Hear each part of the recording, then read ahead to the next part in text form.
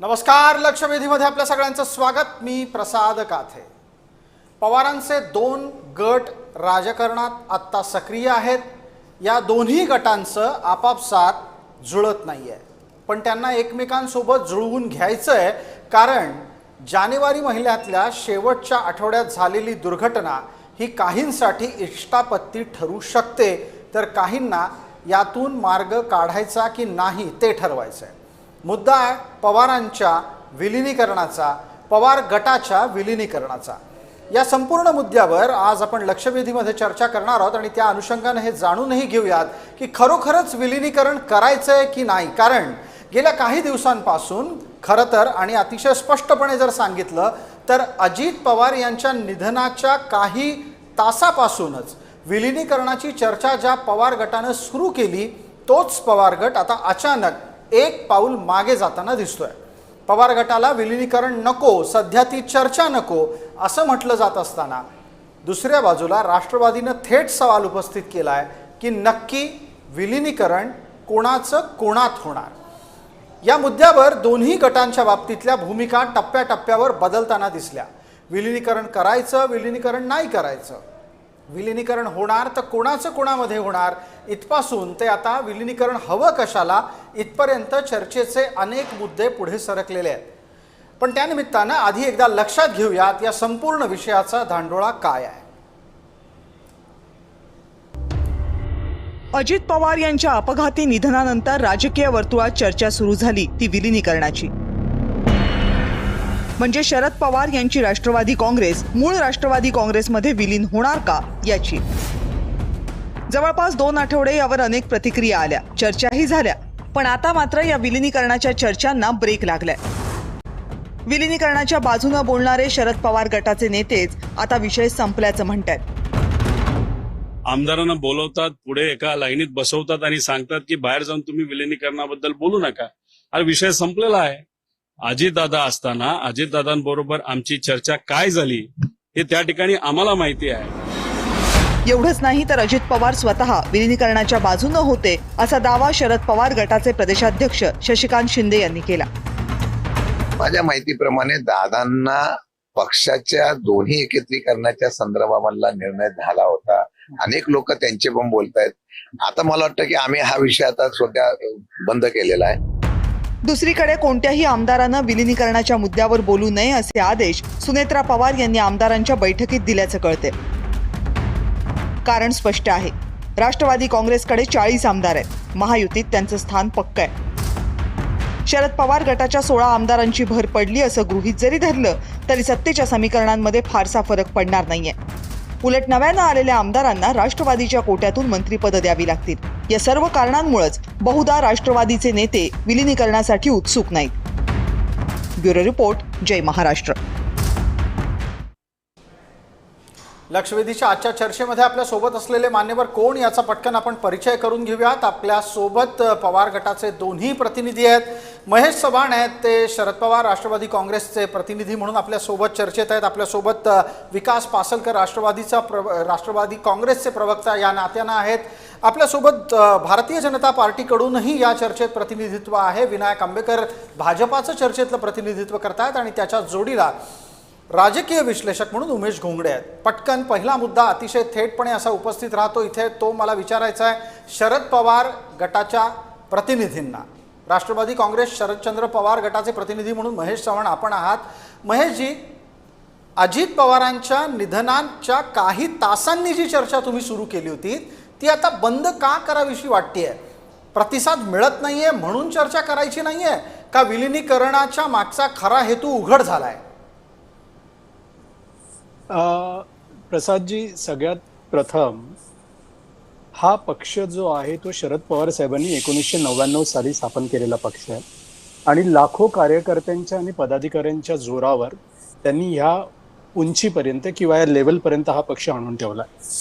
त्या पक्षामध्ये काही कारणास्तव 2 वर्षापूर्वी फूट पडली आणि अजितदादांना असं वाटत होतं अगदी त्यांच्या निधनाच्या काही दिवसांपूर्वीपर्यंत की जे काही झालं गेलं ते विसरून आपण पक्षहितासाठी एक व्हायला हवं, पक्षाच्या मजबूतीकरणासाठी एक व्हायला हवं आणि त्याच अनुषंगाने काही ठिकाणी पुणे, पिंपरी चिंचवड असेल किंवा त्याच्यानंतर झालेल्या जिल्हा परिषदा, पंचायत समितीचे इलेक्शन्स असतील, त्या निवडणुकामध्ये एकत्र लढण्याचा निर्णय त्यांनी घेतला होता. काही ठिकाणी त्यांनी जाहीर वक्तव्यही केली होती की त्यांना पुन्हा एकत्र यायचंय, झालं गेलं विसरून जाऊन आपण पुन्हा एकत्र यायला हवं. शरद आदरणीय पवार साहेबांबद्दल सुद्धा त्यांनी काही असे उद्गार काढले की त्यांच्यामुळेच मी जो काही आहे तो आहे वगैरे वगैरे. महेशजी, आपण जो वारंवार दावा करताय तो तुमच्या इतर पक्षातल्या तमाम नेत्यांनी मांडलेला आहे, पण आपण जर अजित पवारांचं वक्तव्य ऐकलं असेल तर जिल्हा परिषद निवडणुकीच्या रणधुमाळीच्या दरम्यान ते थेट म्हणाले होते विलिनीकरणाच्या बाबतीतली चर्चा नाही, आणि जर विलिनीकरण होणार असेल तर तुम्हाला NDA मध्ये यावं लागेल. तरीही तुम्ही सांगताय की हे विलिनीकरण होणार होतं. माझ्या तरी ऐकिवात असं वक्तव्य अजितदादांचं कुठे आलेलं नाहीये की त्यांनी असं म्हटलंय की विलिनीकरणाची चर्चा नाही आणि विलिनीकरण करायचं असेल तर तुम्हाला NDA मध्ये यावं लागेल, अशी चर्चा मी तरी कुठे किंवा असं वक्तव्य अजितदादांचं मी तरी कुठे ऐकलेलं नाहीये.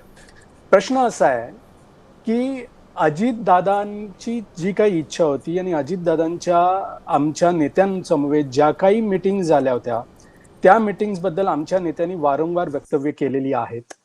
त्यानंतर अजितदादांनी आम्हाला असं सांगितलं होतं, आमच्या नेत्यांना असं सांगितलं होतं, असंही आमच्या नेत्यांनी वक्तव्य केलेलं आहे की अजितदादांनी त्यांच्या जाऊन तिकडच्या बाजूला काही महत्वाच्या नेत्यांची याबद्दल मी चर्चा करेन असंही सांगितलं होतं आणि त्यांनी ती केली असावी असं आम्हाला वाटतं. पण तिकडच्या थोडक्यात आपल्याला असं सुचवायचं आहे की विलिनीकरण करायचं नाही करायचं याच्या संदर्भात अजित पवार कोणाचं तरी परवानगीच्या साठीची वाट पाहत असावेत. या मुद्द्याला आधी नेऊयात पुढे, पण तत्पूर्वी जो एक आपल्याकडून उल्लेख झाला तो निश्चित विकास पासलकर आपल्या सोबत आहेत, त्यांना विचारायला हवा. विकासजी, अजित पवारांच्या पुण्यातल्या पत्रकार परिषदेत म्हणजे पुणे परिसरातल्या पत्रकार परिषदेतलं हे वक्तव्य होतं की विलिनीकरण म्हणजे नक्की कुणी कुणात यायचं. सध्याच्या घडीला शरद पवार गट हा इंडिया आघाडीमध्ये आहे आणि तुम्ही NDA मध्ये आहात. अशा वेळेला जर विलिनीकरण होणार असेल तर त्यांना तिकडून इकडे यावं लागेल, हे अजित पवार बोलले होते की नव्हते? विकासजी, नाही काय, आज दादांच्या अनुपस्थितीमध्ये आपण ही चर्चा करतोय. आज दादा असते तर हे प्रश्न आपल्याला खऱ्या अर्थाने घ्यावेच लागले नसते.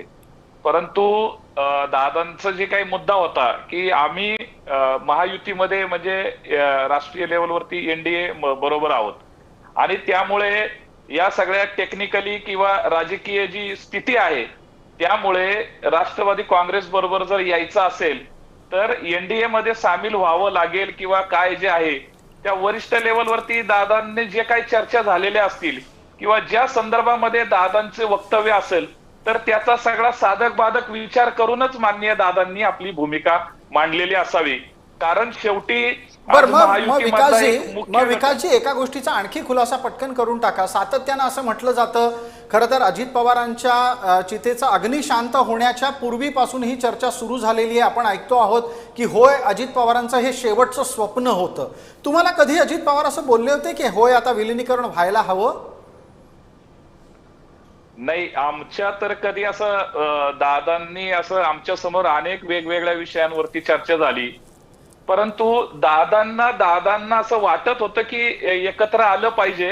कारण शेवटी मतविभागणी आणि त्या सगळ्याचा फटका एकूण राजकारण करत असताना बसत होता आणि त्यामुळे कदाचित NDA कडे वाटचाल करण्यासाठीची किंवा त्यांना बरोबर घेण्याची भूमिका असू शकते. परंतु वरिष्ठ लेवलवरती फक्त राजकीय दृष्ट्या जे आज यश अपेक्षित होतं ते मतांमध्ये ध्रुवीकरण होत होतं आणि कार्यकर्त्यांमध्ये संभ्रम होता. त्यामुळे घड्याळ या चिन्हावरती एकत्र निवडणूक लढली तर त्याचं यश हे 100% चांगलं मिळू शकतं आणि महाराष्ट्रामध्ये एक चांगला मेसेज जाऊ शकतो. थोडक्यात काय तर सत्ता कारणासाठी विलिनीकरण गरजेचं होतं असं अजित पवारांना मनातून वाटत असल्याची एक भावना विकास पासलकरांनी बोलून दाखवली. एक गुण इकडे मला वाटतं महेशजी आपल्या खात्यात जमा होतोय, पण मला उमेश घोंगडेंना पटकन बोलतं करायचंय, त्याच्यानंतर आपण विनायक आंबेकरांपर्यंत पोहोचणार आहोत. उमेश घोंगडे, सत्ता मिळवायची असेल किंवा सत्तेतलं समीकरण टिकवून ठेवायचं असेल तर विलिनीकरण करायला पाहिजे, जेणेकरून आपल्या मताची पेढी फुटता कामा नये, हे अजित पवारांना जरी वाटत असलं तरी नुकत्याच लागलेल्या निवडणुकांमध्ये सोबत लढूनही पुणे पिंपरी चिंचवडमध्ये यश मिळालं नाहीये. त्याच्यानंतर सुद्धा विलिनीकरणाची भूमिका आणि भावना कायम राहिली असेल का अजित पवारांच्या मनामध्ये?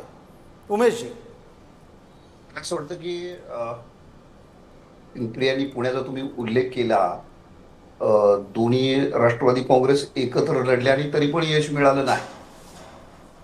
तर एकूण काय तर सत्तेची 4 वर्ष आपण सत्तेत राहणार आहोत राज्य पातळीवरच्या, आणि मग राष्ट्रवादी काँग्रेस, दोन्ही राष्ट्रवादी काँग्रेस एकत्र आल्या तर अधिक चांगलं होईल. अधिक चांगलं या अर्थानं की पक्ष अधिक मजबूत होईल, एकत्र आल्यानंतर ताकद वाढेल, या अर्थानं कदाचित अजित पवारांच्या मनात या गोष्टी असाव्यात.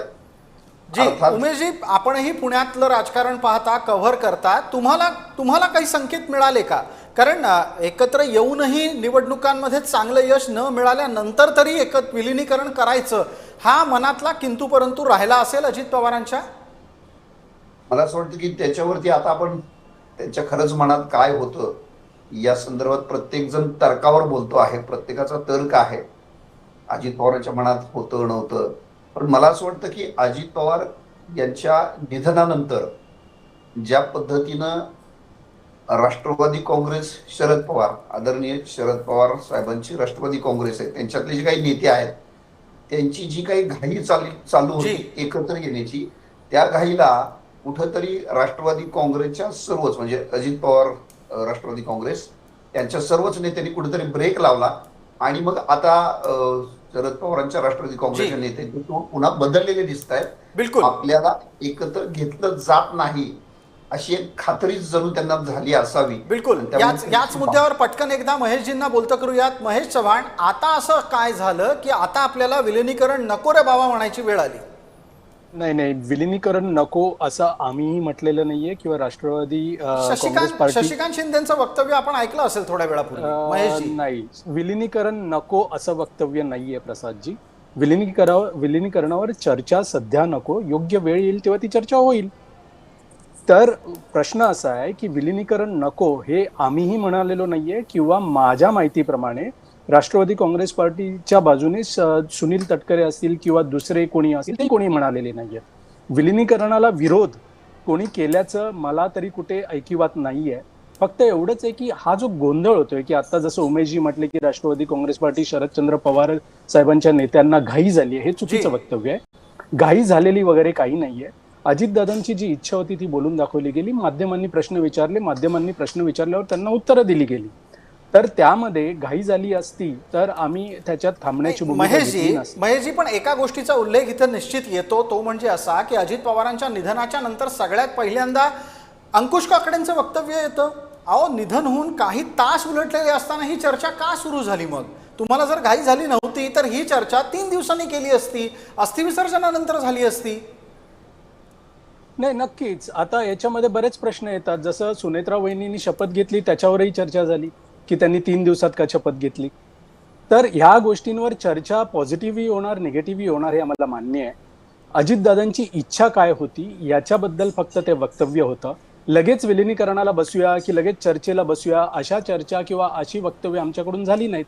जो काही योग्य 13 दिवस आमच्या पक्षाचे नेते याच्यावर बोलणार नाहीत माध्यमांशी हे सांगून 13 दिवस आमचे पक्षाचे नेते शांतही होते. आपल्याकडे जनरली आपल्या धर्मामध्ये 13 दिवस दुखवटा असतो, तो पाळून झाल्यानंतर सर्व गोष्टी सुरू होतात. आपण असं म्हणता आहात की तुम्ही 13 दिवस शांत बसायचं ठरवलं, पण प्रत्यक्षात तसं दिसलं नाही. जवळपास सुरुवातीचे किमान 6 ते 7 दिवस सातत्यानं चर्चा होत होत्या आणि आता अचानक वळण वेगळं आलेलं दिसतंय. विनायक आंबेकर आपल्यापर्यंत येतो, पटकन याचा खुलासा करा. 2 जण म्हणजे थोडक्यात काय तर 2 पवार एकत्र येऊ नयेत हेच भारतीय जनता पार्टीच्या फायद्याचं आहे, फायद्याचं राजकारण सुद्धा आहे, हे आपल्याला लक्षात आल्यानं पडद्यामागून तुम्ही काही हालचाली केल्या आहेत का? कारण तसा संशय सगळ्यात जास्त येतोय आणि तो जाहीररित्या व्यक्त पण होतोय. सगळ्यात चांगली गोष्ट राजकारणात काय असते की आपलं अपयश दुसऱ्या कुणाच्या तरी माथ्यावरती फोडायचं, हा राजकारणातला प्रघात आहे. त्यामुळे या विषयावर मी बोलणार नाही. परंतु भारतीय जनता पार्टीचा स्टँड, भारतीय जनता पार्टीचे राज्यातले नेते मान्य देवेंद्रजी यांच्या चर्चावरती ज्या चर्चा चालू होत्या त्या दरम्यान त्यांना विचारलेल्या प्रश्नावर एक स्पष्ट उत्तर दिलं की त्या दोघांनी एकत्र यायचं का, कसं यायचं, कुणी कुणामध्ये विलीन व्हायचं, कधी व्हायचं, हा सगळा त्यांचा अंतर्गत प्रश्न आहे. भारतीय जनता पार्टी त्याच्यामध्ये कधीही ढवळाढवळ करणार नाही. इवन मला तर आठवते की देवेंद्रजींनी अतिशय चांगला शब्दप्रयोग केला होता, जी. कारण त्यांना सारखे पत्रकार विचारायचे तुमचं मत काय. ते म्हणले जर ते माझ्याकडे अजून आलेच नाहीत की आम्ही विलिनीकरण करतोय, तुमचं म्हणणं काय, तर मी उगीच पतंग कशाला उडवू. नाही नाही त्यामुळे नाही हे नाही जे नाही. सगळे- एक मिनिट विनायकजी मला वाटतं की तुम्ही थोडंसं सोयीस्कररित्या मांडता आहात. याच संपूर्ण प्रकरणावर मुख्यमंत्र्यांचं वक्तव्य होतं की त्यांना भाजपाची परवानगी घ्यावी लागेल. हे वाक्य आता नाही विसरून चालणार आणि कदाचित त्या परवानगीच्या प्रकरणामुळे आता ब्रेक लागलाय का चर्चेला? परवानगी घ्यावी लागेल. एनडीए मध्ये जर ते राहणार असतील तर. आता तुम्ही चर्चा करताय की एनडीए मध्ये राहायचं का नाही अशी त्यांची चर्चा होती असं तुम्हीच सांगताय. जी. त्यामुळे देवेंद्रजींचं म्हणणं अगदी स्पष्ट होतं, जर ते विलीन झाले आणि नंतर आमच्याकडे आले तर त्यांना एनडीए मध्ये राहण्याबद्दल आमची परवानगी घ्यावी लागेल. परंतु विलिनीकरण करायचं की नाही ही जी पहिली पायरी आहे तो त्यांचा अंतर्गत प्रश्न आहे. आणि दुसरी महत्वाची गोष्ट देवेंद्रजींनी जी सांगितली अशी की त्यानंतर विलिनीकरणाचं त्यांचं ठरलं की ते आमच्याशी बोलायला येतील, आहे. त्यावेळेला आम्ही आमची परवानगी देऊ. हे बरं, मग अगदी उघड होतं. एकदा पटकन आपण विकासजींपर्यंत पोहोचूयात. विकास पासलकर आपल्या सोबत आहेत, राष्ट्रवादीचे प्रवक्ता या नात्यानं. विकासजी, तुम्ही परवानग्या वगैरे घेता का भाजपच्या तुमच्या पक्षाचे निर्णय घेण्यासाठी? नाही, हे बघा, परवानग्या वगैरे असा विषय नसतो. शेवटी आपण कॉलिशनच्या गव्हर्नमेंटमध्ये आहोत आणि एनडीएचे घटक आहोत. त्यामुळे शेवटी आम्हाला कुठल्याही पक्ष किंवा काय, आज तर खरं दादांच्या आज नसताना ही चर्चाच मुळामध्ये अशा वेगळ्या अंगाने जाते. कारण जर दादा असते तर ह्या पक्षाची विलीनीकरण व्हावं न व्हावं हा त्यांनी घेतलेला निर्णय आणि त्यांनी त्या पद्धतीने तो पुढे नेला असता. परंतु शेवटी एनडीए मधले घटक आहोत ना, ज्यामुळे कुठल्याही एखाद्या गोष्टीचा निर्णय घेताना तर आपण महायुतीमध्ये आहोत, एनडीए मध्ये आहोत, तर वरती वरिष्ठ किंवा त्या पातळीवरती पक्षाच्या वरिष्ठ पातळीवरती आपण ज्यांच्या बरोबर समन्वयाने आहोत त्यांना बोलणं किंवा त्यांची चर्चा करणं अत्यंत योग्य आहे. जी, पक्षांतर्गत भाग म्हणजे जेव्हा थोडक्यात काय तर असतो विकासजी पासलकर असं सांगू इच्छित आहेत की आघाडीचं राजकारण जर आपण करत असू तर समन्वय राखायला हवा. आता पटकन या चर्चेच्या पुढच्या टप्प्यात सरकूयात. जवळपास एक आपल्या हातामध्ये 12 मिनिटं उरलेली आहेत. वेळ मर्यादेची प्रत्येकाला पटकन आठवण करून देतो. मला आता विचारायचं आहे आपल्यासोबत असलेल्या उमेशजी घोंगडे यांना. उमेशजी, ही चर्चा महाराष्ट्रात लपून राहिलेली नव्हती की अजित पवार येणं केनं प्रकारेनं आज नाही तर उद्या काकांसोबत जातील, त्या बदल्यात शरद पवारांना राज्यसभेवर धाडलं जाईल, त्या बदल्यात सुप्रिया सुळेंना केंद्रात मंत्रिपद मिळेल, त्या बदल्यात अजित पवारांकडे पूर्ण पक्षाचा एकत्रित नियंत्रण कंट्रोल आलेला असेल. तुम्ही ही चर्चा ऐकली होती की नाही? आणि ही जर चर्चा तुम्ही ऐकली असेल तर आता ब्रेक लावणारी लवंगी कुणी पेटवली? प्रसादजी, मला असं वाटतं की हे तुम्ही जे सांगितलं ही चर्चा संपूर्ण महाराष्ट्रभर गेले काही महिने होती, विशेषतः गेल्या महिन्यात 2 महिन्यामध्ये मोठ्या प्रमाणात होती.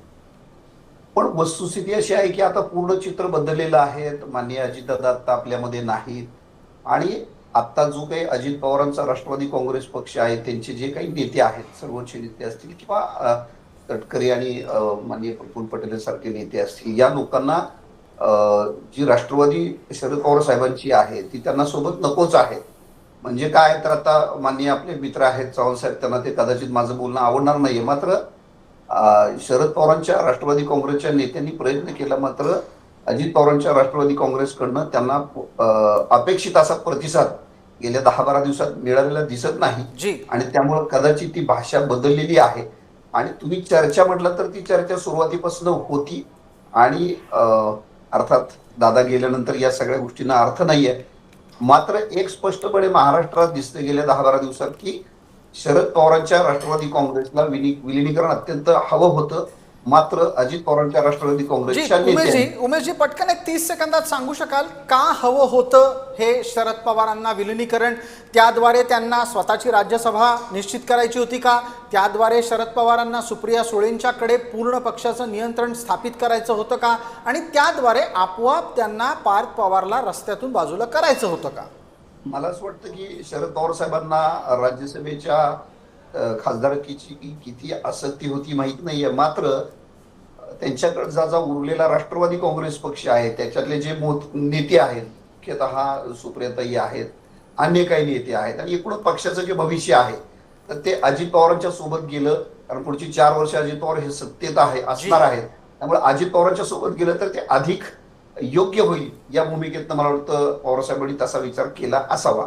बरं, एकदा पटकन आता विकास पासलकरांपर्यंत पोहोचूयात आणि त्याच निमित्तानं पटापट आपण महेश चव्हाण यांच्याही पर्यंत जाणार आहोत. विकास पासलकर, तुम्ही प्रतिसाद दिला नाही, तुम्हाला भीती वाटतेय का की जर समजा आपण विलिनीकरण केलं, म्हणजे आत्ताच्या नेतृत्वाच्या अनुषंगानं प्रश्न आहे आणि यात बोलत असताना कृपया आता हे परत सांगू नका की अजित पवारांच्या अनुपस्थितीची चर्चा ही त्याच अनुषंगानं वेगळ्या वळणावर जाते की जर समजा विलिनीकरण झालं तर सुप्रिया सुळे पुन्हा बॉस होतील. भीती वाटतेय तुम्हाला? नाही, भीती वाटण्याचा इथं विषयच येत नाहीये. दोन्ही पक्षांची वेगवेगळी आयडेंटिटी आहे. तुम्ही लक्षात घ्या, टेक्निकली अडचणी आहेत. पक्षाची जबाबदारी कोणी घ्यायची? आज आमच्या राष्ट्रवादी काँग्रेस पक्ष अजितदादांच्या नेतृत्वाखाली एवढे 40-42 आमदार आहेत, आमचे राज्यसभेमध्ये खासदार आहेत आणि त्यावेळेस कोणी कुठे कशामध्ये विलीन व्हायचा हा एक वेगळा प्रश्न आहे. आणि जी परिस्थिती माझ्या मित्र चव्हाण यांनी सांगितली की माननीय दादांचा अंत्यविधी होत असताना ह्या चर्चा ज्या पद्धतीने खऱ्या अर्थाने या चर्चा मीडियाच्या माध्यमातून व्हायलाच नाही पाहिजे. या चर्चा अशा होणं अत्यंत चुकीचा संदेश गेलेला आहे या माध्यमातून. आणि माननीय या राज्याच्या उपमुख्यमंत्री सुनेत्राताई पवार यांनी जो शपथविधी घेतला तो कुठल्या परिस्थितीमध्ये घेतला ही सुद्धा परिस्थिती आपण पाहिली पाहिजे.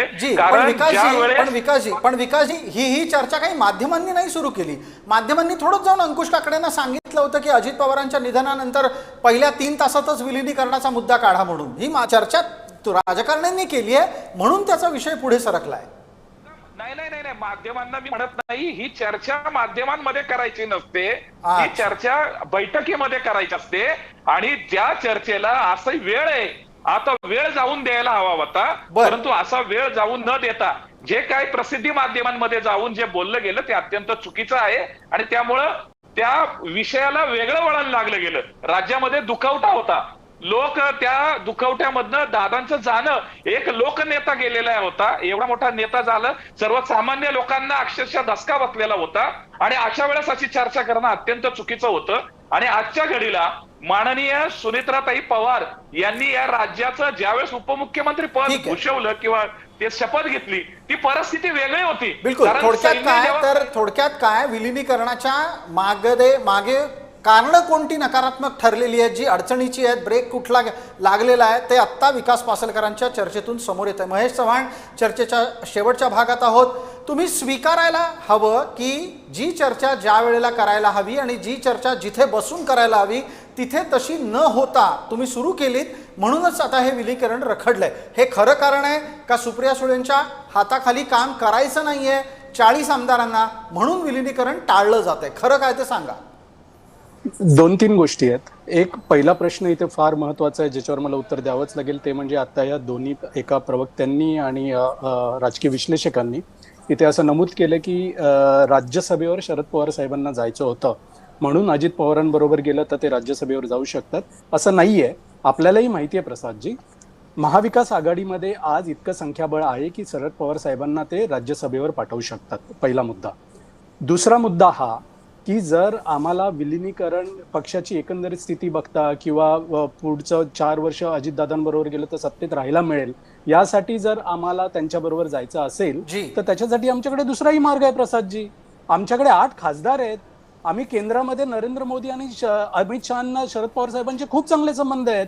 आम्हाला तिकडे देवेंद्र फडणवीस साहेबांची परवानगी नाही घ्यावी लागणार आहे. आम्ही केंद्रात जाऊन त्यांना सपोर्ट देऊ शकतो. आणि केंद्रात तुम्ही जसं म्हणता, ऐका केंद्रात जशी चर्चा आहे की सुप्रियाताईंना केंद्रात मंत्रिपद पाहिजे म्हणून आम्ही अजितदादांबरोबर जातोय, तर आम्ही तिकडे डायरेक्ट सुप्रियाताईंना मंत्रिपद मागू शकतो. अच्छा, म्हणजे तुम्हाला वरच्या भाजप बरोबर जायची तयारी आहे, खालच्या भाजप बरोबर जायचं नाहीये. आम्ही काय करू शकतो याच्याबद्दल बोलतोय. तयारी आहे असं मी कुठेही म्हटलेलं नाहीये प्रसादजी. मी चर्चांना कशा चुकीच्या चर्चा घडतायत याच्याकरता तुम्हाला हे उदाहरण दिलं. पण तिथे महेशजी माफ करा, मध्येच थांबवतो. विकास पासलकरांनी सांगितलं की तुम्ही नको ती चर्चा नको त्या वेळेला केली. नको ती चर्चा नको त्या वेळेला केलेली नाहीये. आम्ही काय म्हटलं हे विकासजींच्या बहुतेक लक्षात आलं नसावं.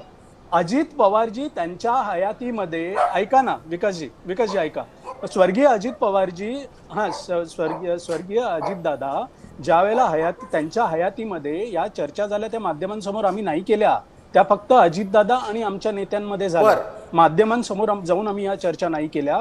तुम्हाला जर आठवत असेल, अजितदादांच्या निधनानंतर सुरुवातीला ज्या काही चर्चा झाल्या असतील माध्यमांसमोर त्याच्यामध्ये कुठेही आमचे सर्वोच्च नेते शरद पवार साहेब नव्हते, सुप्रियाताई नव्हत्या. जी. 1-2 नेत्यांनी त्यांना माध्यमांनी कुठे काही प्रश्न विचारल्यावर हो आमच्या अशा अजितदादांबरोबर चर्चा झाल्या होत्या इतकंच त्याच्याबद्दल बोललो पण होतं. आता त्याच्यामध्ये पण आता माध्यमांमधून एक मिनिट वेळेच्या मर्यादेची छोटी आठवण देतो पटकन. महेशजी, आपल्याकडून 1 मिनिटातच उत्तर हवंय.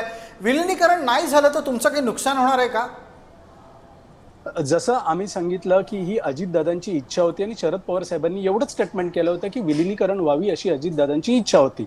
दुसरी गोष्ट, जर विलिनीकरण नाही झालं किंवा झालं तर 2 वेगवेगळ्या गोष्टी आहेत. आम्ही हे अमान्य करू शकत नाही की बरं. जर आमचा पक्ष एक होता, ही गोष्ट लक्षात घ्यावी लागेल. आमचा पक्ष एक होता त्यावेळची ताकद आणि आमच्या पक्षात फूट पडल्यानंतर त्यावेळी दोन्ही पक्षांची ताकद यामध्ये नक्कीच फरक आहे. ठीक आहे, पटकन त्यामुळे आता जर हे उमेश दोन्ही घोंगडेंकडे जातो वेळेच्या मर्यादेमध्ये. फक्त मिनिटभरामध्ये उमेश घोंगडे सांगा, रोहित पवार सांगून गेले आहेत बुधवार म्हणजे उद्याच्या दिवशी ते एक पत्रकार परिषद घेतील आणि विलिनीकरणाच्या संदर्भातले अनेक गौप्यस्फोट करतील. त्यात सुद्धा त्यांनी असं आणखी पिल्लू सोडलंय की अजित पवार सत्ता सोडून रस्त्यावरच्या लढाईत त्यांच्या सोबत येणार होते.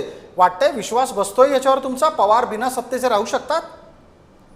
मला असं वाटतं की अजित पवारांची एकूण गेल्या वर्षभरातली जी काय सत्तेत आल्यानंतरची एकूण जी काय वाटचाल, त्यांची एकूण जी काय भूमिका होती, तर ते नेहमी सत्तेच्या सोबत राहणारे नेते होते. नेहमी विकासाच्या संदर्भानं, लोकांचे प्रश्न सोडवण्याच्या संदर्भानं बोलणारे नेते होते. त्यामुळे सत्तेत असताना ती सत्ता सोडून मग रस्त्यावरची लढाई ते लढणार होते हे जरी कुणी दावा करत असलं तरी ते त्याच्यात तथ्य वाटत नाही.